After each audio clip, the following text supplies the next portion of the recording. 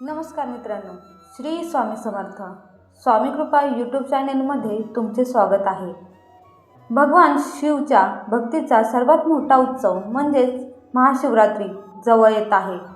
2026 मध्ये महाशिवरात्री कधी आहे, उपवासाचे नियम काय आहेत आणि पूजेचा मुहूर्त कोणता आहे, याबद्दलची संपूर्ण माहिती आज आपण या व्हिडिओमध्ये पाहणार आहोत। व्हिडिओ शेवटपर्यंत नक्की पहा। 2026 मध्ये महाशिवरात्री रविवार दिनांक 15 फेब्रुवारी 2026 रोजी साजरी केली जाईल। हिंदू पंचांगानुसार फाल्गुन महिन्याच्या कृष्ण पक्षातील चतुर्दशी तिथीला हा सण साजरा होतो। महाशिवरात्रीचे मुहूर्त तुम्हाला पुढे स्क्रीनवरती दिले आहेत।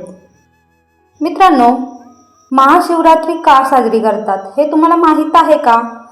पौराणिक कथेनुसार याच दिवशी भगवान शिव आणि माता पार्वती यांचा विवाह झाला होता आणि असे मानले जाते की या दिवशी महादेव ज्योतिर्लिंगाच्या रूपात प्रकट झाले होते। महाशिवरात्रीचे व्रत करताना काही विशेष नियमांचे पालन करणे आवश्यक आहे। सकाळी लवकर उठून स्नान करावे आणि महादेवांसमोर हात जोडून उपवासाचा संकल्प करावा।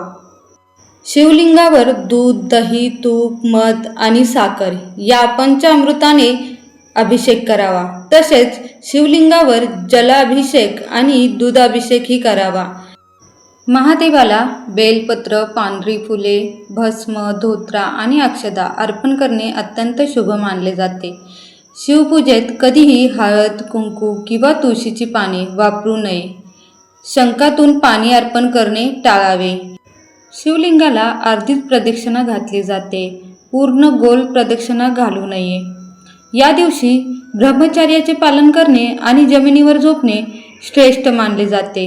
तंबाखू, सिगारेट किंवा कोणत्याही प्रकारच्या व्यसनांपासून दूर राहावे।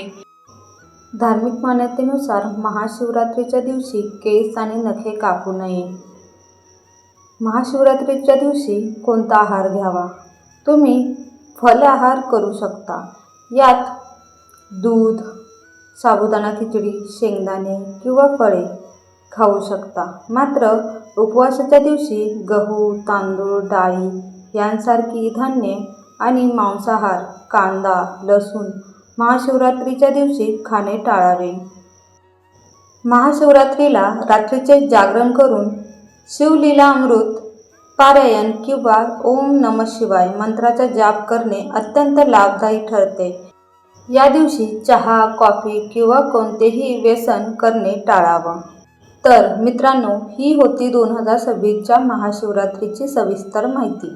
तुम्हाला हा व्हिडिओ आवडला असेल तर लाईक करा, तुमच्या मित्रपरिवारांसोबत शेअर करा आणि आपल्या चॅनेलला सबस्क्राईब करायला विसरू नका।